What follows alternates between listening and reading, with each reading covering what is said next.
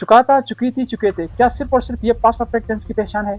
इस जमाने में एक काम मुकम्मल हुआ है जबकि दूसरा शुरू हुआ है, ये नहीं है। इनको सिग्नल वर्ड्स कहा जाता है। ये जब एक काम मुकम्मल हो जाए दूसरा शुरू होता है तो दूसरे शुरू होने से पहले हम इन वर्ड्स का इस्तेमाल करते हैं, बिफोर आफ्टर। रीच वाहिद वर्ब है जिसके बाद हम किसी प्रेपोजिशन का इस्तेमाल नहीं कर सकते हैं।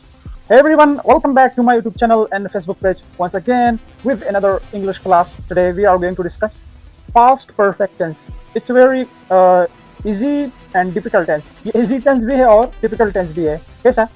इसमें दो एक्शन के बारे में बात करते हैं।